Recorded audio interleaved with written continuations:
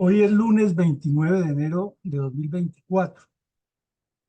Llegamos a la emisión 476 de la memoria histórica aún no contada del conflicto armado en Colombia.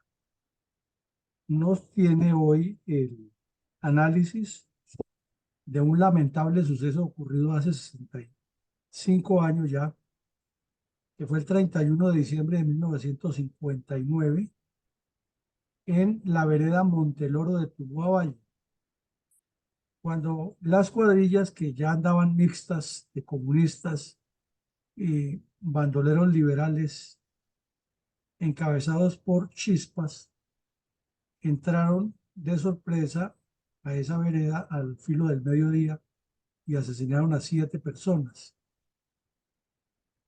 Este episodio de hoy, más los que vamos a ver esta semana, nos van a dar un contexto y unas realidades que artificiosamente la dirigencia política colombiana ha eludido poner en primer plano y que muy mal manejado por la academia con una teoría bastante débil acerca de que el origen de la violencia comunista en Colombia es la muerte de Gaitán y la violencia bipartidista, quedan sin piso las dos versiones al analizar, como lo haremos esta semana, toda la reconstrucción de hechos sucedidos en la cordillera central, los departamentos de Valle, Quindío, en ese tiempo Caldas, que era todo un solo departamento, Valle, Caldas, Tolima, Huila, Cauca, extensión al Caquetá, al Meta y a Cundinamarca.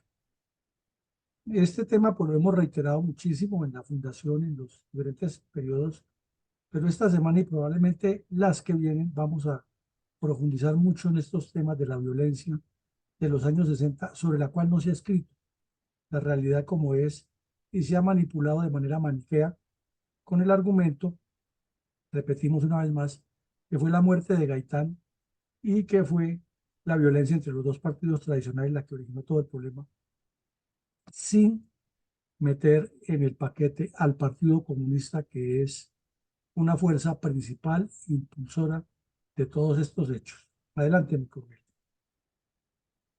Mi coronel, durante varias décadas, las diversas ramificaciones comunistas colombianas y sus cuadrillas armadas estructuraron el crecimiento metodológico de las cuadrillas de bandoleros comunistas combinados con bandoleros liberales sobre la cordillera central. ¿Cómo inició este proceso? En el mapa que tenemos a la vista, vemos un buen sector de la cordillera occidental y la cordillera central, pero nos vamos a centrar sobre la cordillera central. Y es que el departamento del Tolima se extiende desde los límites con el Huila hacia el norte y llega al centro del país. Y en la margen occidental del departamento del Tolima está el departamento de Caldas, que en esa época, en los años 60, era un solo conjunto, integraba Caldas, Quindío y Risaralda, y lo llamábamos después el Viejo Caldas. Era como una especie de un embudo geográfico. Y al occidente del Tolima está el departamento del Valle, y un poco más hacia el sur está el departamento del Cauca, que no limita con el Tolima, pero sí limita con el norte del Huila, que es un solo conjunto. Si revisamos lo que hemos analizado siempre, las repúblicas independientes comunistas nacen precisamente aquí en el sur del Tolima, en el oriente del Tolima, al lado de Villarrica, y en Cundinamarca, tanto la escuela de cuadros por este sector de Biotá y aquí por el oriente de Cundinamarca, el suroccidente de Cundinamarca y oriente del Tolima en el páramo de Sumapaz, por extensión al Meta y al Caquetá. Entonces, esas repúblicas independientes se van construyendo en la medida que el Partido Comunista va ocupando tierras, va robando tierras porque ellos siempre han tenido otra teoría, es que había terratenencia en algunos sectores y que ellos salieron a recuperarla, porque habían iniciado en los años 30 la autoapropiación de las grandes haciendas cafeteras e hicieron algunas por la fuerza y les funcionó, una ocupación de tierra y les funcionó. Y luego en Fusagasugá hubo una ocupación grande de tierras en la cual participó hasta Jorge Eliezer Gaitán, que era liberal de izquierda, no era comunista, pero que les ayudó y lo hizo más famoso a él. Ya se había hecho famoso con el debate que armó con la muerte de unas personas en las bananeras. La exageró, la noveló y luego García Márquez terminó de novelarla y de meterle más cuento de lo que era. Y Gaitán, con su ejemplo, ayudó a estimular nuevas invasiones de tierras. El cuento es que luego en Biotá, Cundinamarca, el Partido Comunista instaló su escuela de formación de cuadros y significaba que cuanto bandido se encargaba de dirigir esas repúblicas independientes, venía a Cundinamarca, se entrenaba como líder político y regresaba a formar más embriones de revolución en esas regiones. Todo eso duraron construyéndolo aproximadamente 20 años. Es decir, más o menos 1 o 2 años antes de la muerte de Gaitán, hasta 1965, que fue cuando hizo Metástasis del Plan Lazo. Esa verdad no la quieren reconocer y siempre han dicho que la violencia es bipartidista. No, es tripartidista, porque el Partido Comunista hizo parte de esas violencias de esos años y con mucha fuerza. Entonces, las cuadrillas de malhechores liberales se extendieron por Caldas, Quindío, Tolima, Risaralda, Valle, Cauca, Huila y se extendieron a otras zonas. ¿Por qué?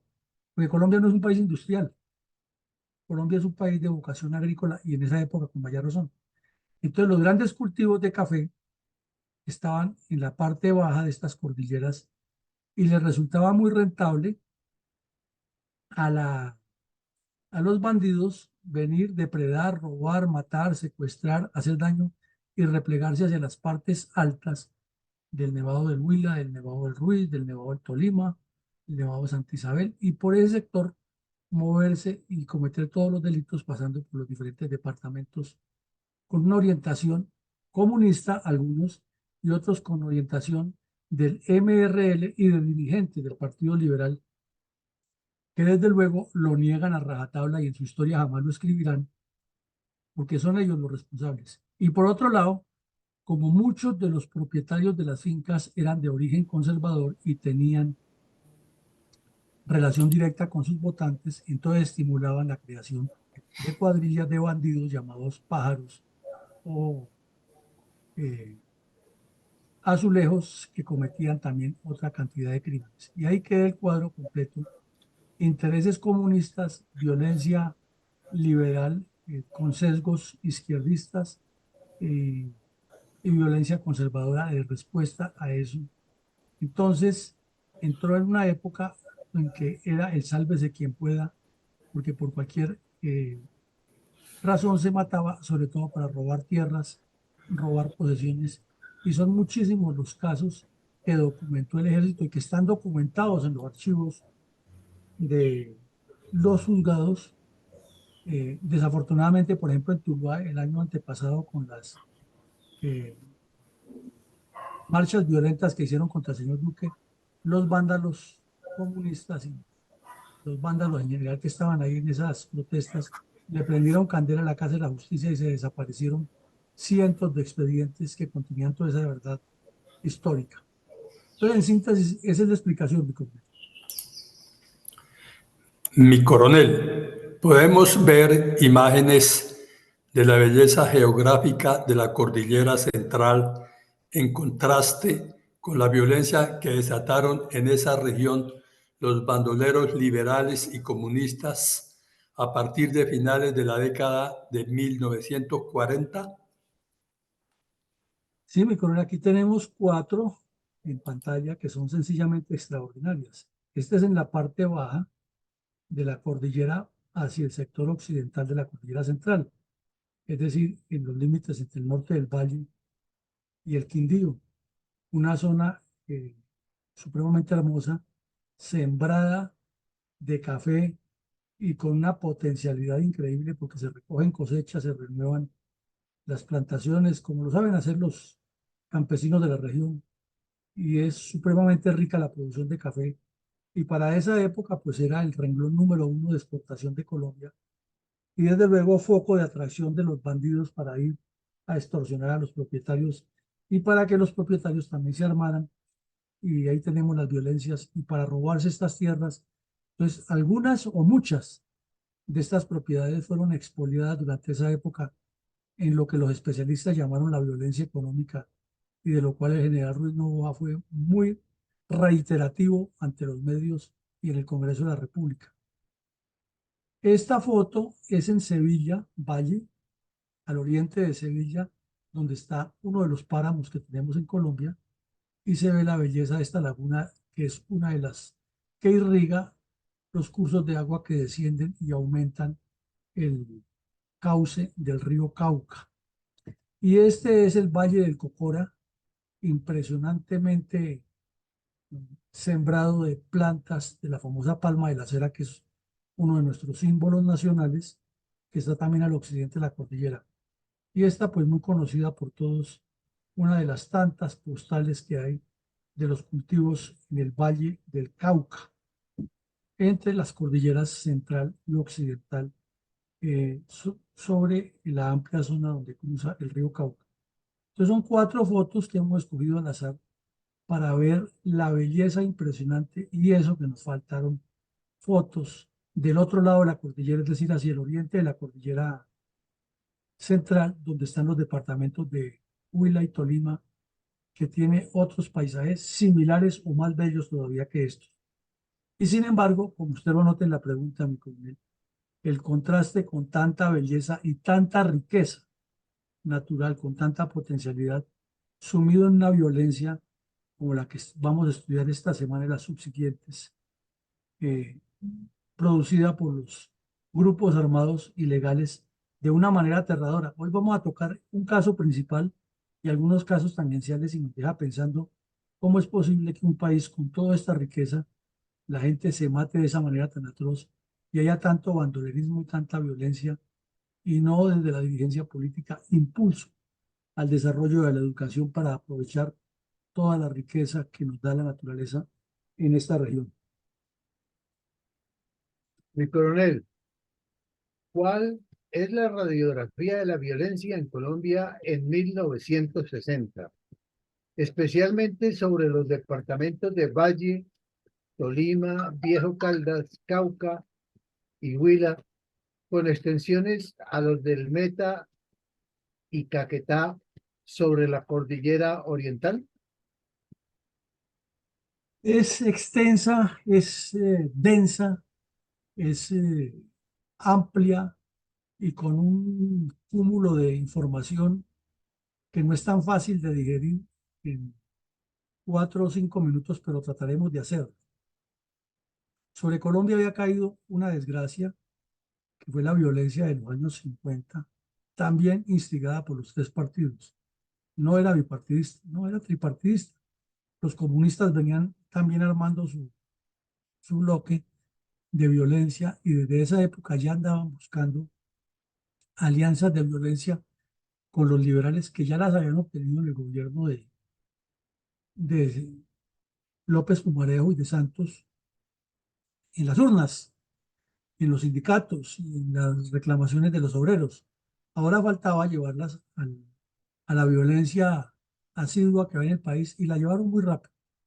Entonces hubo el famoso golpe de opinión del general Rojas Pinilla y luego la componenda hecha entre los señores Alberto Lleras y Laureano Gómez para repartirse el poder así. Ellos los dos eran los dueños del país, liberales y conservadores. Y los comunistas que ya tenían poder y sobre todo capacidad de violencia y que además en el gobierno de Rojas no se han desmovilizado. Fue uno de los grandes pecados de Rojas Pinilla no haber forzado a esos bandidos a que se desmovilizaran. Lo que hizo fue ilegalizar el Partido Comunista que atacó el enclave que han formado en Villarrica, pues dio la posibilidad para que ocurriera el Frente Nacional, y el Frente Nacional tuvo un turbulento inicio. Al revisar las noticias y los diarios y los documentos informativos de los años 50, no los analíticos, porque los analíticos son sesgados, afortunadamente en Colombia, los informativos de esa época, se da uno cuenta que la turbulencia era tenaz. Era tenaz. El primer año del señor de gobierno del señor Lleras Camargo, que fue el primer presidente del Frente Nacional, fue colmado, fue salpicado de muchos hechos de violencia. Y la polarización era terrible. Entonces, moría un bandido de X o Y en cualquier parte del país o hacían una masacre, e inmediatamente la República y el siglo se iba lance en ristre contra los liberales, y naturalmente el Tiempo y el Espectador les respondían con la misma eh, intensidad, acusando a los conservadores. Y los comunistas, por su parte, iban zongo, zorongo, armando siempre el escándalo. Eran esos dos los que mataban al pueblo y que había que unirse a las guerrillas comunistas. Y todo a la luz de la información de un pueblo desinformado. Una realidad dura. Recordemos que en esa época, y lo estudiamos aquí mucho, apareció el MOEC, un profesor que era homosexual de la Universidad Nacional, que además de abusar sexualmente de los jóvenes, en una pieza que tenía a una cuadra de la Plaza Bolívar, allá fue organizando este tipo, un grupo terrorista que llamó el MOE inicialmente, Movimiento Obrero Estudiantil, que era una guerrilla urbana de desmanes, hasta que en una de esos desmanes montaron una protesta sindical en Bogotá por el alza de la tarifa de 10 a 15 centavos del transporte público, especialmente contra la empresa Sidauto, que era la que movía gran parte del transporte urbano en Bogotá.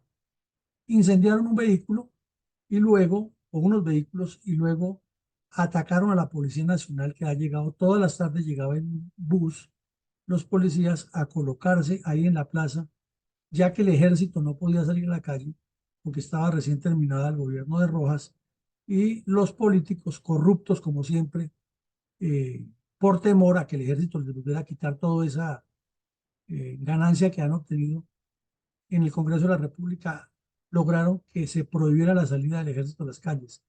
Y entonces los bandidos, viendo que no tenían ninguna respuesta, unos policías que salían con un bolillo y con una gorra, no tenían ni siquiera escudos, decidieron voltear el bus donde estaban los policías en la Plaza de Bolívar y prenderle candela.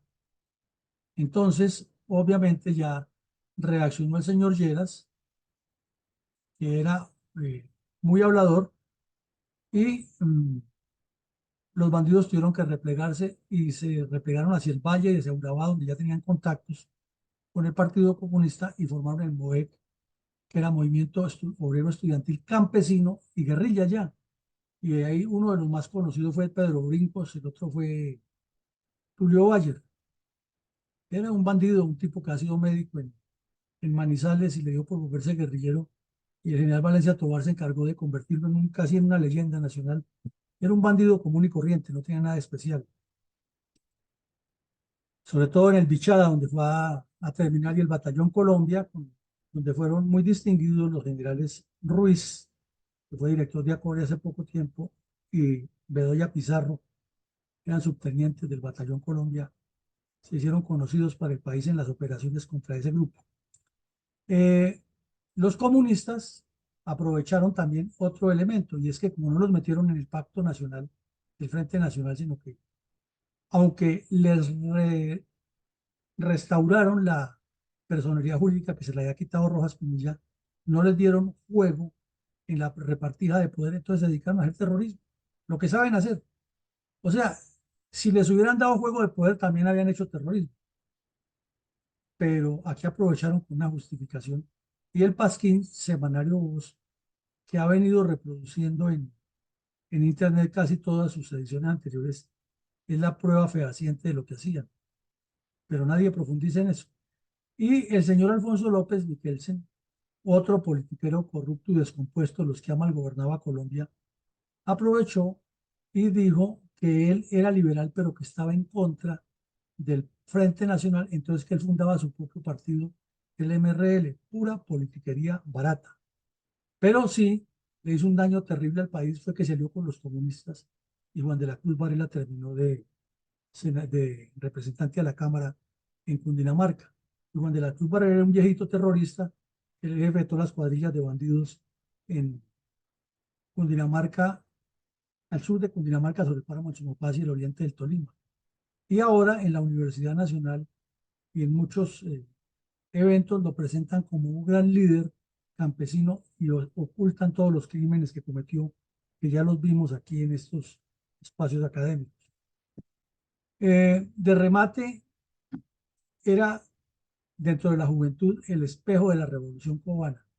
Entonces muchos jóvenes, tanto estudiantes como obreros y líderes campesinos, creían que la solución para los problemas de Colombia era reeditar la eterna violencia, ahora con guerrillas de orientación comunista que tenían una visión parecida a la cubana.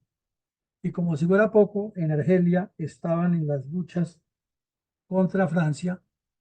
Francia había perdido la Indochina y entonces muchos de los que han participado en la guerra de Indochina se trasladaron a Argelia a hacer la guerra hasta que el general de Gaulle optó por darle la independencia a los argelinos. Y fue un gran triunfo para los países de las colonias europeas, especialmente en Asia y África. Y eso también lo tomaban aquí como la lucha contra el imperialismo.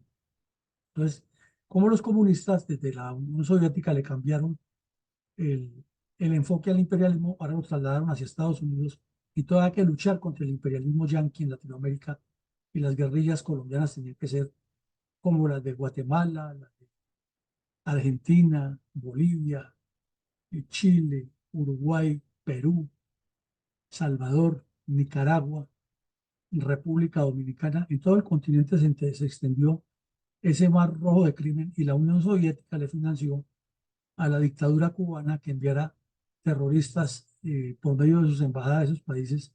Y aquí en Colombia era común que a cada rato los medios publicaran que bandidos de la narcodictadura cubana estaban relacionados con la guerrilla colombiana y que dictaban hasta clase.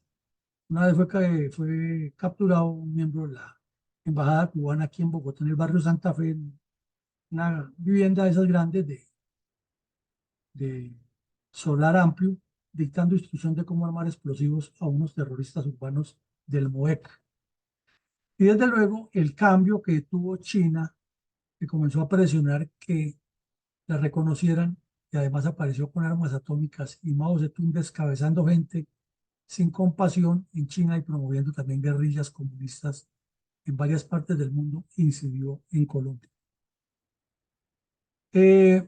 Hubo el cambio de gobierno en Estados Unidos, salió el general Eisenhower que hizo un buen gobierno y subió Kennedy, pero estaba en pleno furor la Guerra Fría porque fueron sus primeros 15 años muy intensos.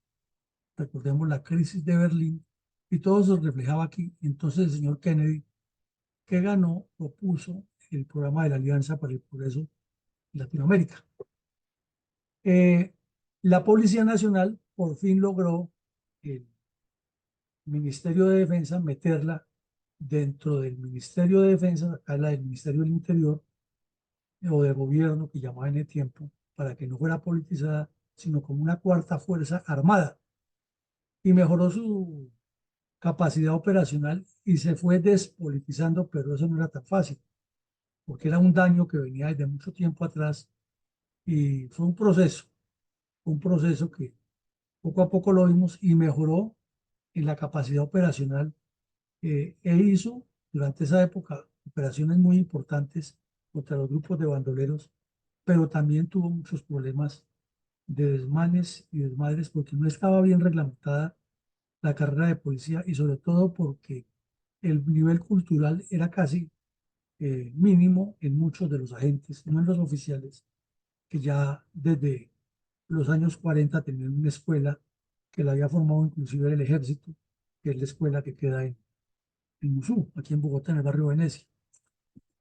Eh, Hubo unos cambios también operacionales de las fuerzas militares. La guerra de Corea le dio muchas visiones distintas del uso de la fuerza y de la maniobra en el terreno y se fueron adaptando a la guerra de guerrillas, pero también por el problema de lo que llaman el RC, la resistencia al cambio, hubo también muchos errores, algunos de los cuales los hemos visto, pero el ejército fue adquiriendo una forma de operaciones de contraguerrillas que se mejoró muchísimo con el Plan Lazo.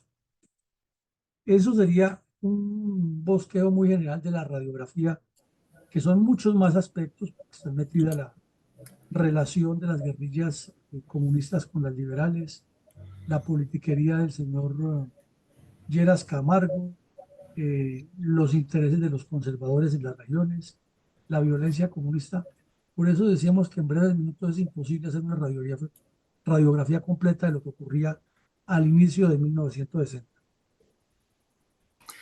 Mi coronel, ¿cuál era la situación anímica de los gobernantes y los medios de comunicación al terminar el año 1959 y comenzar 1960, habida cuenta que el bandolerismo tripartidista estaba desatado en el país? Resulta que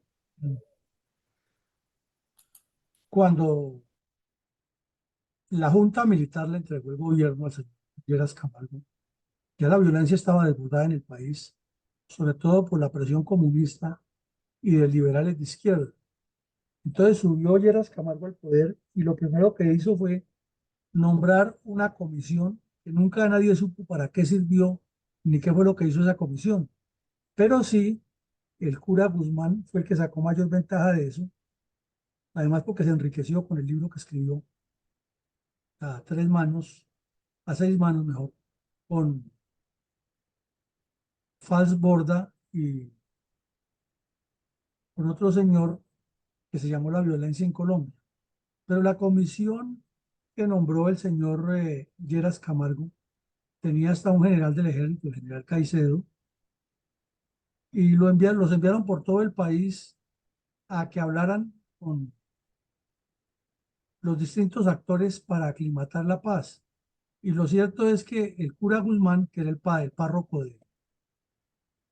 del Líbano Tolima, enviado por la Curia Nacional, terminó sacando ventaja de eso y hasta dándose publicidad, publicando fotos con chispas y con desquite con otros bandidos y lavándole la imagen. O sea, no eran bandidos malos, sino que eran el producto de la violencia anterior, que les habían matado al papá. Eso era como muy común, esa orfandad de los bandidos que habían visto matar al papá siendo niños y todos se han metido a la guerrilla.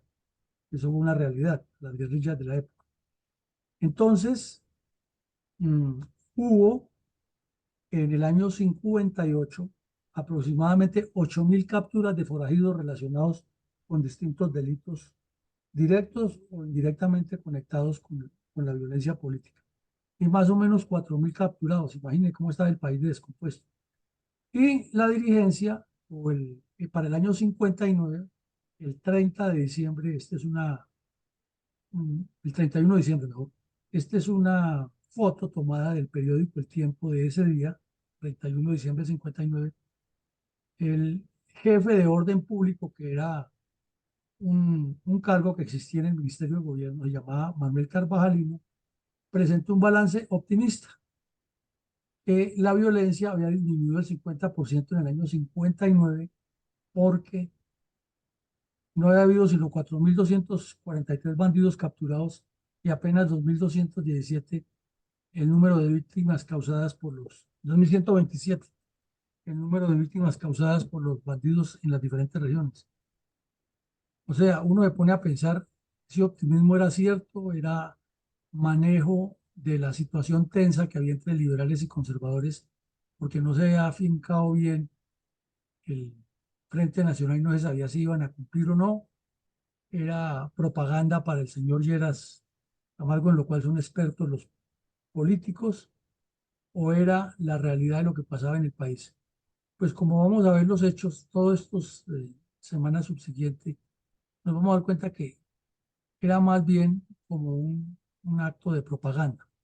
Ya lo hemos mencionado al señor Chapete, que era un caricaturista muy famoso y que todos los días publicaba su caricatura satírica en el Tiempo, con un personaje al que él llamó José Dolores, que era era la representación del pueblo colombiano, y lo llamaba José Dolores, el José del pueblo y los dolores que cargaba. Entonces aquí reunido se encuentra con el año 60 y terminando el 59 y le dice, sigamos, pero fíjate bien con quién vas a andar o quién vas a caminar el año que viene. Profunda la crítica satírica, pero muy real, porque igual que todo lo que pasa en Colombia, este va a ser el año decisivo y ahí lo vemos que no fue tan decisivo como ocurrió y sin embargo la dirigencia política por medio de puestos y componendas se mantuvo y el Frente Nacional funcionó cuando estaba bien amenazado por ese tipo de violencia. Adelante, mi coronel. Podemos ver alguna muestra contradictoria de los buenos deseos de gobernantes y periodistas materializada en constantes hechos de sangre en la cordillera central. Claro, mi coronel, mire, el mismo día que el señor Carvajalino, el director nacional de orden público, presentaba unas cifras y le daba un parte de tranquilidad y de estabilidad al país, la verdad era otra. En el departamento del Tolima, ese día los bandoleros asesinaron a 9 personas en el municipio de Fresno. Ahí está la fecha, 30 de enero, 30 de diciembre. En Caldas hubo mm,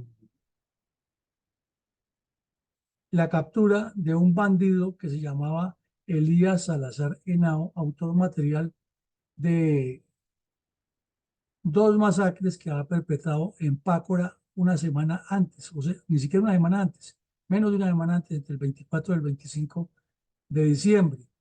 Y en otros sitios fueron capturadas 14 personas.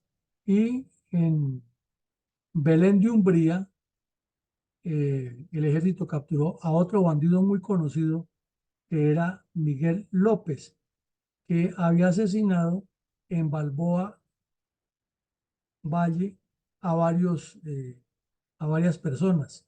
Y en Pereira capturaron en el área urbana a un bandido que lo llamaban Paso de Gato, que era de una cuadrilla de un tal Gavilán que también se hizo famoso por sus crímenes y depredaciones. Pero como si fuera poco,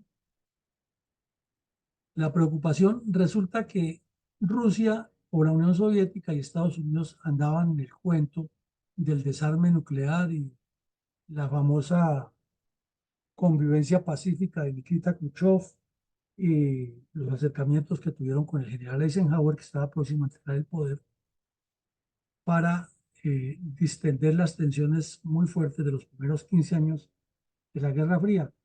Y como gran cosa les dio por trasladar a Latinoamérica que los países latinoamericanos no se fueran a armar.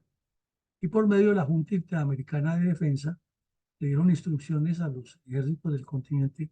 Entonces aquí esto lo vemos cuando el general Hernández Pardo, que era el ministro de Defensa o de Guerra, que llamaba en ese momento, le responde a los medios de comunicación que el alto mando se va a reunir en el primer mes del año 60 para tomar una posición, pero que fundamentalmente lo que requiere Colombia, sin volverse una potencia armamentística, es tener la capacidad militar para defenderse internamente de esta violencia que estamos viviendo o que se estaba viviendo en ese momento y tener una capacidad mínima de defensa en las fronteras con artillería y aviación y que eso es lo que van a presentar.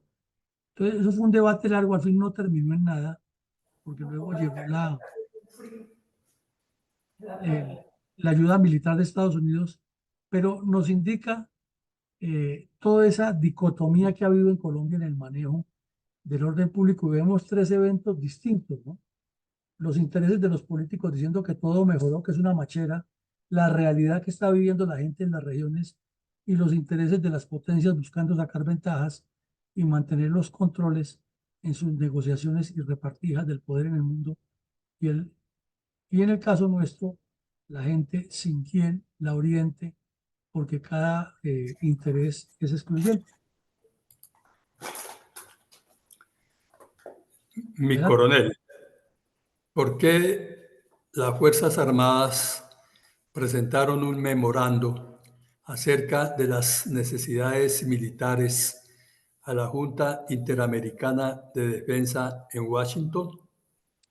Ese memorando lo presentaron finalmente porque el análisis que hicieron el alto mando, los generales Prada, Hernández, Villamizar, Ruiz Novoa y otros, concluyeron que no se podía quitarle a Colombia ese enfoque porque estaba en guerra y la guerra era precisamente contra el comunismo, que era el enemigo de Estados Unidos. Entonces, le trasladaron más o menos la responsabilidad a Estados Unidos. Si ustedes tienen ese problema con Rusia, pues resuélvanlo ustedes allá a nivel, pero nosotros nos van a dejar aquí a expensas de que los comunistas sigan creciendo, porque de hecho ahí están y le hicieron una relación de los sucesos y entonces por eso dijimos ahora que el memorando, la respuesta de Estados Unidos quedó vacía. Y afortunadamente Chile, que ya estaba comenzando a tener los problemas con la izquierda, también se manifestó en el mismo sentido. Y Argentina, que en ese momento estaba gobernada por un general, también se manifestó en ese sentido. Pero de lo contrario, Estados Unidos nos hubiera impuesto una Guardia Nacional aquí con tal de quedar bien con Rusia. Mi coronel, ¿cuál era la realidad de la violencia de bandoleros tripartidistas en los departamentos de Tolima y Huila a finales de 1959? Triste, trágica, difícil.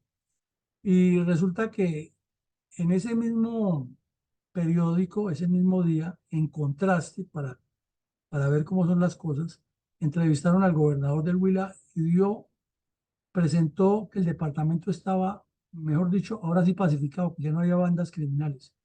Y al mismo tiempo, en otra página estaban presentando esto, que en el municipio de La Plata se efectuó una abatida contra el bandolerismo en la vereda del Pensil del municipio de La Plata. Y luego eh,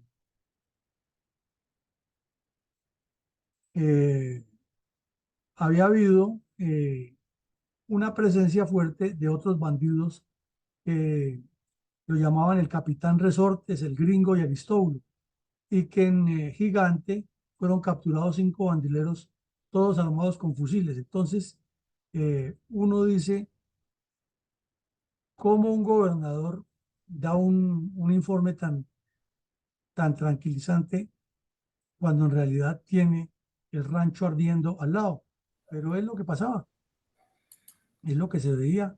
Y simplemente porque la policía o el ejército capturaba un bandido, ellos ya decían que la zona estaba limpia, pero nunca relacionaban su responsabilidad en lo que estaba pasando. Y en el Tolima ocurrió una azonada. Eso no es nada nuevo contra la policía. Y hubo unos asesinatos de policías en esos días también. Y hubo también una masacre en la vereda del Placer. Y luego la policía reaccionó y capturó a un bandido y dio de baja a otros que eran responsables de eso. Y se le vino encima el periódico La República al gobierno nacional diciendo que eso eran unos campesinos conservadores que no tenían nada que ver en violencia y que además eran líderes del partido allá. Y por otro lado, los comunistas también haciendo lo mismo con los bandidos que ha capturado el ejército en otras partes del país. Entonces vemos que son violencia tripartidista y manipulación de todos los grupos políticos para impulsar a sus cuadrillas, pero al mismo tiempo decían que tenían una voluntad firme de no apoyar ningún grupo armado ilegal en la zona. Esa era la situación real que enfrentaba Colombia en esa época. Mi coronel, ¿por qué el Servicio de Inteligencia colombiano y la Policía Nacional produjeron un comunicado conjunto aclarando al país que no había divergencias interinstitucionales? Ese comunicado se publicó el 2 de enero. Resulta que comenzó a circular la versión de que había una competencia entre el SIC o Servicio de Inteligencia Colombiano, que después se llamó DAS y ahora lo llaman Agencia Nacional de Inteligencia, que fue un servicio de inteligencia creado para la seguridad del Estado, o sea, para altos funcionarios del Estado. Desafortunadamente lo han utilizado todos es para sus intereses personales y para chuzar enemigos políticos y para investigarle la vida a otros delincuentes de cuello blanco y no para defender a los colombianos. Entonces, para esa época estaba recién creado y era efectivo, lo llamaban los detectives, esa era la forma más común como los conocía la gente. Y ese grupo estaba dando buenos resultados en el sentido de que se infiltraba, lograba información y tenían capacidad hasta de combate, no era solamente de investigación. Algunas veces compartían información, sobre todo con el ejército y en otras zonas con la policía, pero tenían choques porque el F2 de la policía también estaba creciendo en capacidades. Entonces llegó el día en que tanto enfrentamiento y tantas pugnacidades los obligó por lo menos de forma al coronel Saulo Gil, que era el Saulo Gil Ramírez Sandoya, que era el director de la policía, y al coronel Alfonso Rojas Martínez, que era el jefe del servicio del sitio, hacer una declaración conjunta de que estaban trabajando era por el país y no por los intereses personales. Pues todos sabemos que no dejó de ser una noticia que en apariencia tranquilizó el país, pero ha sido otra de las características, no solo de Colombia, sino del mundo, donde hay varias agencias de inteligencia que cada quien pretende ser superior al otro.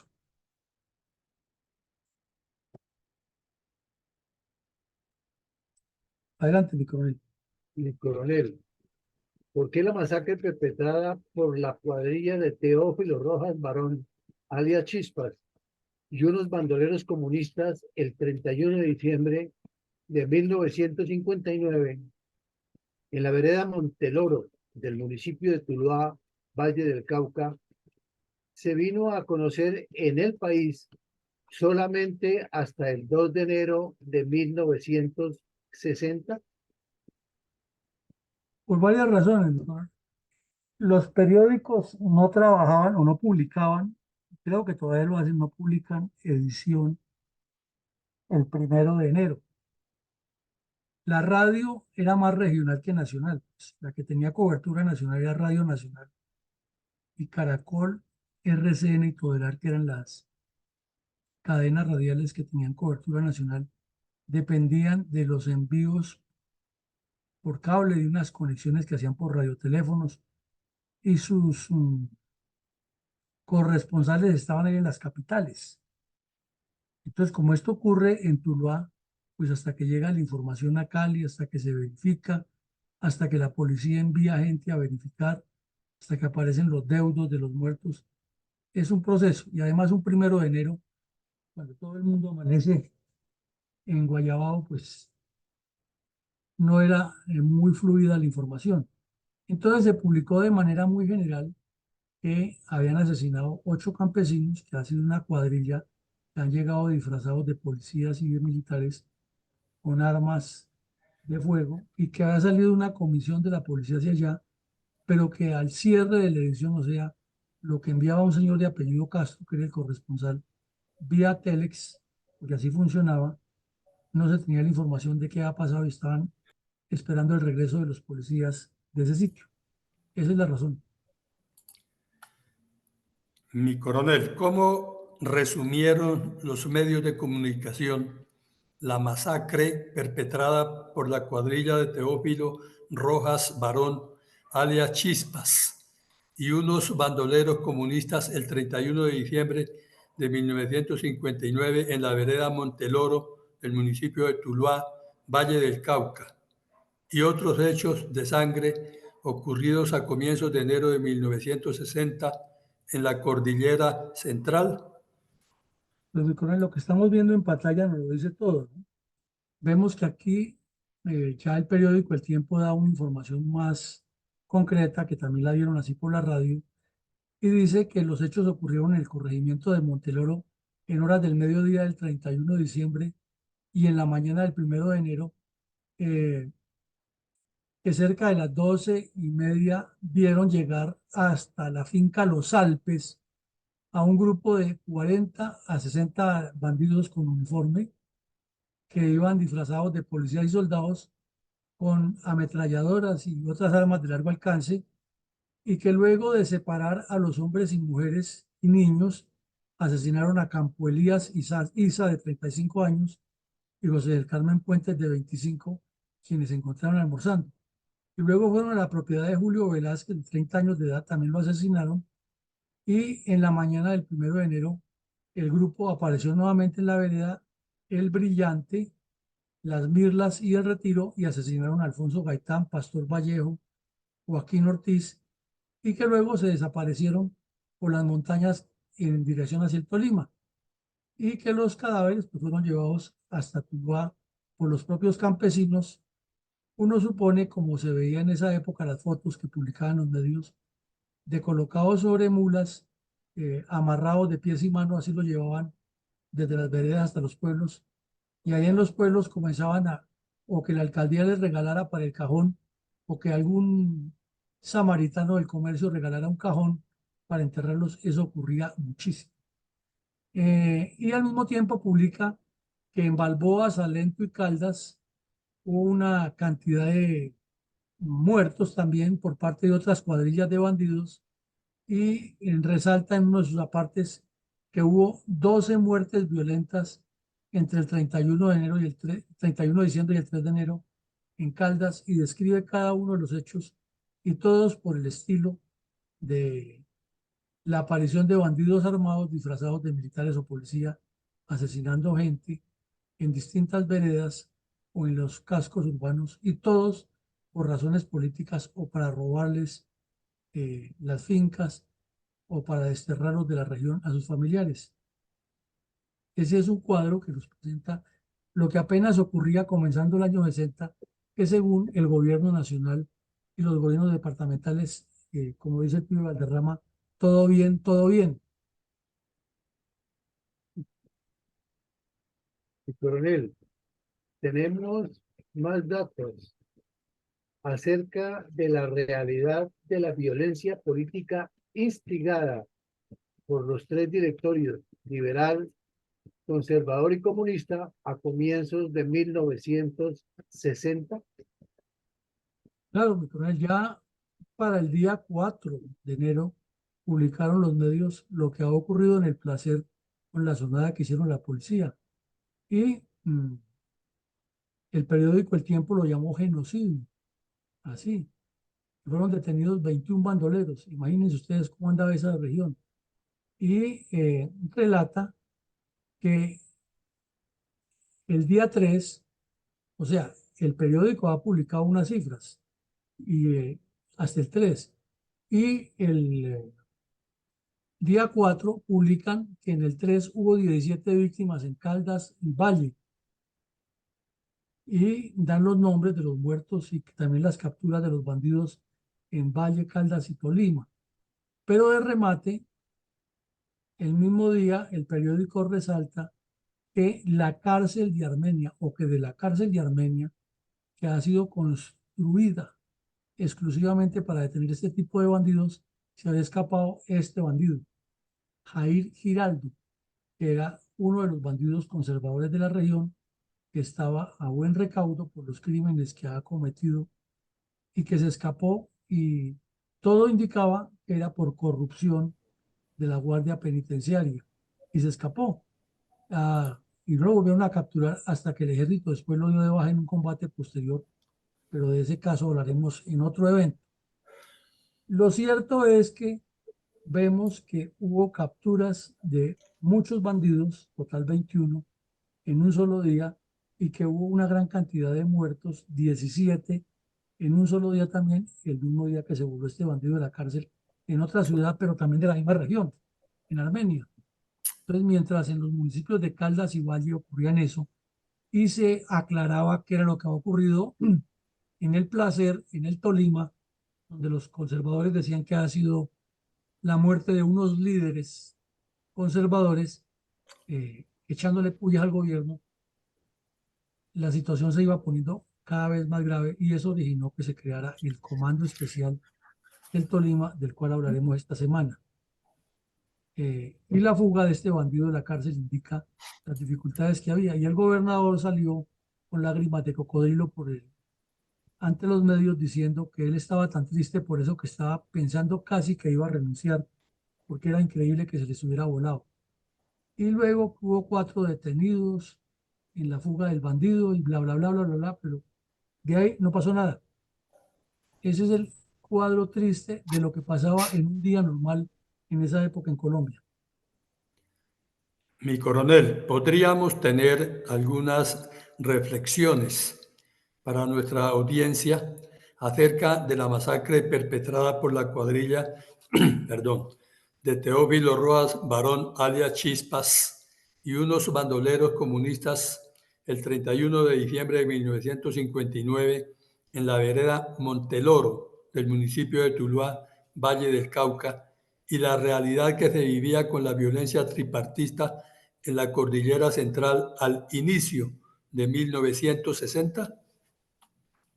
Sí, mi coronel, mire, Chispas era liberal, era de origen liberal, era un campesino rudo, campesino tolimense de herencia liberal, y eran gaitanistas, su papá, pero no por que tuviera una claridad ideológica, sino porque Gaitán fue un tipo que con su verborrea movió mucha gente y lo seguían, y porque hablaba mal de la oligarquía, pero no era que estuviera el pueblo identificado con eso, porque no entendía, pero lo seguían por su verbo y por su populismo. Entonces el papá de Chispa fue asesinado por los conservadores en medio de esas pugnas en una vereda de estas del Tolima, y él se volvió bandido desde niño y sus hermanos también.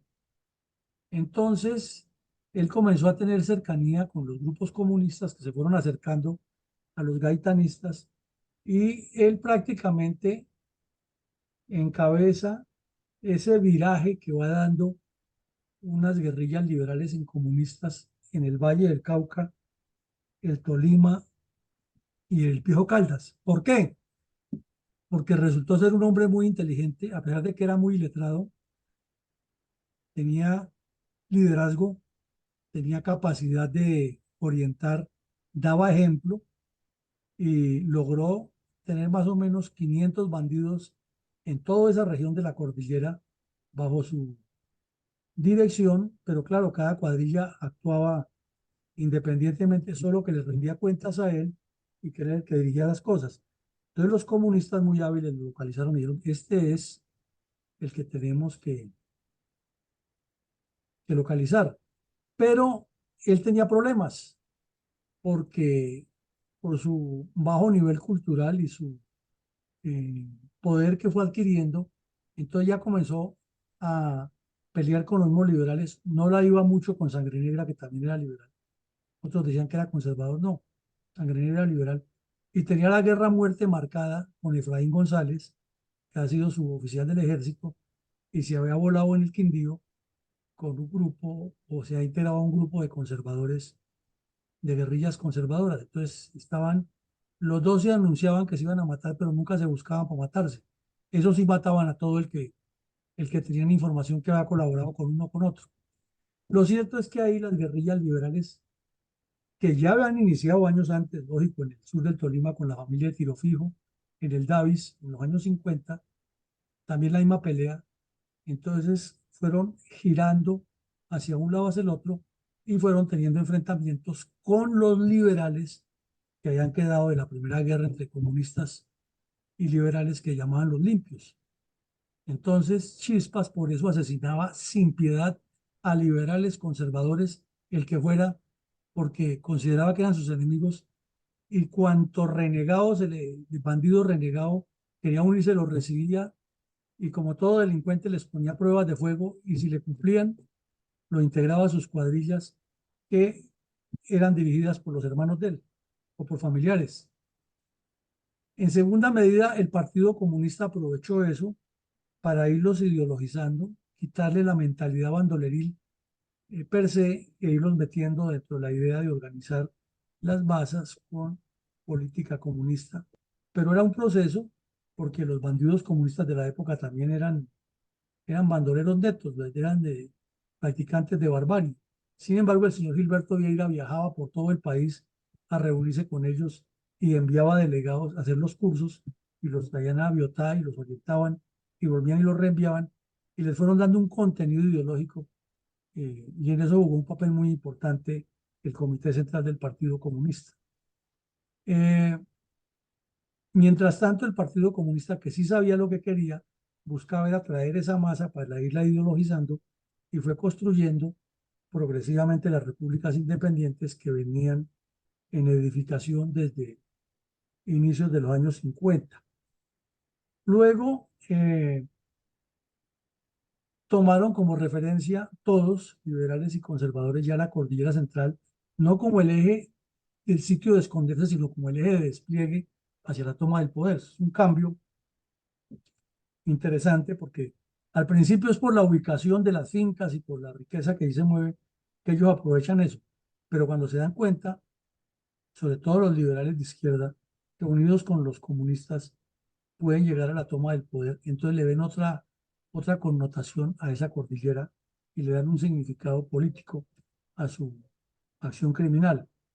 Entre tanto, la dirigencia política aquí en Bogotá, pensando por allá en la nebulosa y en cómo se repartían el poder y los viajes al exterior y los nombramientos y los cargos y los contratos y el país cada vez más desangrado. Pero ellos, para la dirigencia política, lo importante era que en el 62, cuando saliera Lleras, ganaran los conservadores, que ya se sabía que el presidente iba a ser Guillermo León Valencia, porque eso era prácticamente una sucesión como en las monarquías prevista y les funcionó. Como se puede ver, el desarrollo urbano y rural de todos esos municipios, de toda la región, muy afectado. Las capitales crecieron por el modo flujo y la dinámica del comercio y de la educación, pero los pueblos se quedaron como todavía permanece en Colombia, ese abandono y esa distancia tan abismal que hay entre una capital departamental y un municipio. Eh, y eso hizo que la violencia tripartidista creciera hasta el año 65, que fue cuando el Plan Lazo, obra del Ejército Nacional, logró desarticular esa violencia tripartidista, pero infortunadamente por no continuar el trabajo ni la acción directa contra las republiquetas independientes, ya que el Partido Comunista logró por medio de la propaganda decir que era un atentado del Estado contra unos campesinos, se suspendió la operación y el gobierno del señor Lleras Restrepo, que llegó a politiquear con el tema de la reforma agraria, y a que no le hicieran nada, tiro fijo, que era un muchacho díscolo, lo que hizo fue facilitar que durante sus 4 años las FARC avanzaran y naciera el M-19 y el EPL se fortaleciera, y ahí tenemos el problema de hoy sin resolver. Esa carga negativa que ha recibido Colombia con todo ese contexto ha sido ignorada por los gobernantes desde esa época hasta hoy, porque el señor Petro está interesado en legitimar todos los bandidos y los que lo acompañan, como Velasco, como Prada, las Arabia, no tienen ni la menor idea de eso, ni les importa. Lo que les interesa es igual en esa época, que en el próximo gobierno ellos así tengan que voltearse, se pasan para otro lado y seguir conservando sus puestos y sus componendas y repartiendo contratos, etcétera. Y el atraso en las regiones está reflejado 60 años después. Ir a esos pueblos de la cordillera central, como la oriental y las otras partes del país, es como ir hace 60 años. Todavía se ven los fines de semana los campesinos pálidos, famélicos, eh, mal trajeados, con sus mulas, trayendo productos a vender y llevando la carga para trabajar de sol a sol entre semana y regresar el fin de semana a tomar trago a los pueblos. Y cada vez menos campesinos en las regiones, pero no se ve un cambio sustancial en el desarrollo del país 60 años después.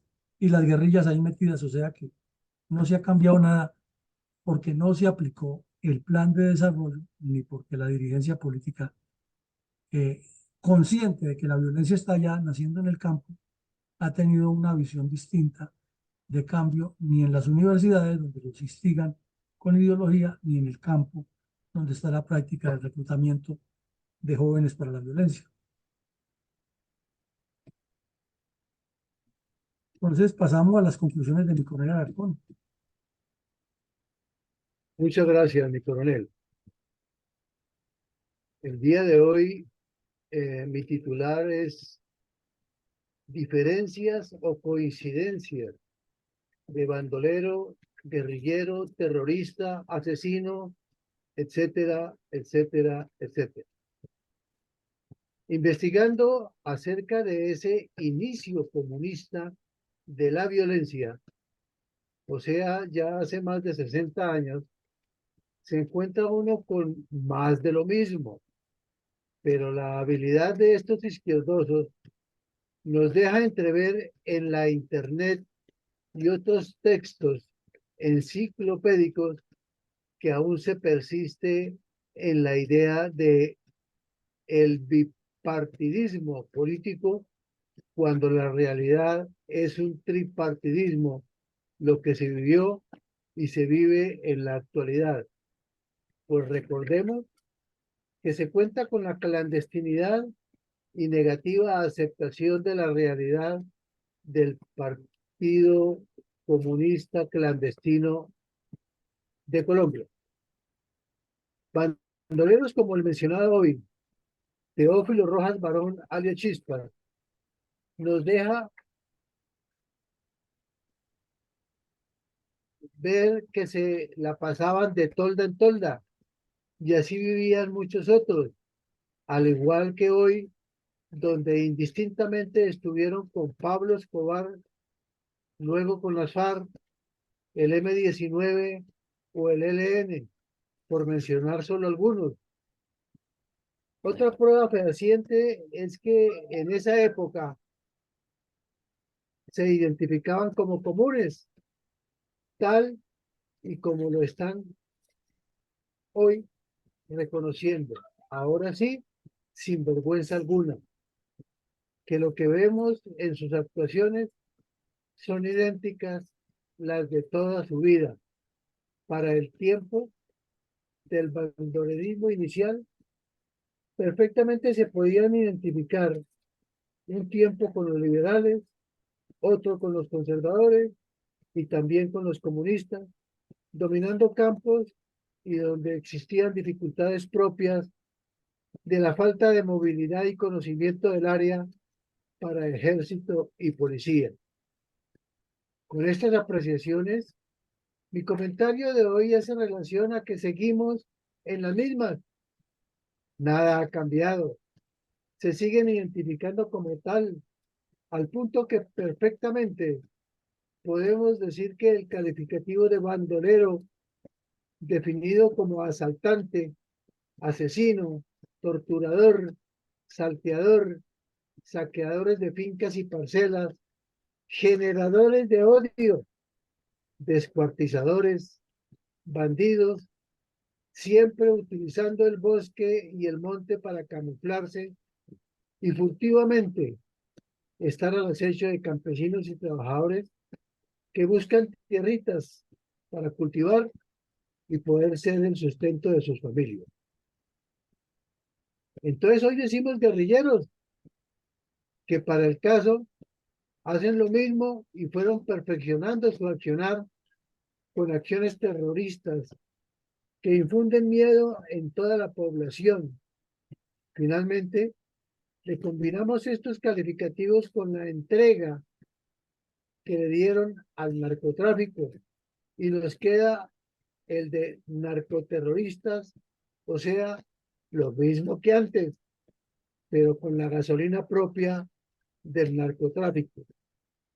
Nada ha cambiado y nos tienen tramados con disque el cambio, cuando realmente la situación es semejante en esos 60 años de violencia. Compañeros, estos conceptos están en nuestra página web. Busquémoslos, aprendamos, no comamos entero. Recuerden que si no conocemos la historia, esta irremediablemente se tiene que repetir y así volver a vivir. Preguntemos por los chulavitas, los pájaros, los azulejos, los cachiporros, los chusmeros, o los abrileños, los lipios. Es decir, toda nuestra historia es muy rica en información que hay que saber consultar y tratar. Para eso está nuestra fundación. Reúnanse en familia y analicen los casi ya 480 episodios que están a su servicio y consulta para que no les vuelva a suceder. Muchas gracias, mi coronel. Bueno, muchas gracias, mi coronel. Resumiría todo lo que usted dijo: atraso en las regiones de 60 años por el bandolerismo. Entonces llegamos al final del ejercicio. Cerramos nuestro programa por el día de hoy. Los invitamos esta noche que tenemos un análisis interesante de lo que está ocurriendo en Israel, entre Israel y Gaza, y hacia dónde tiende la evolución del conflicto.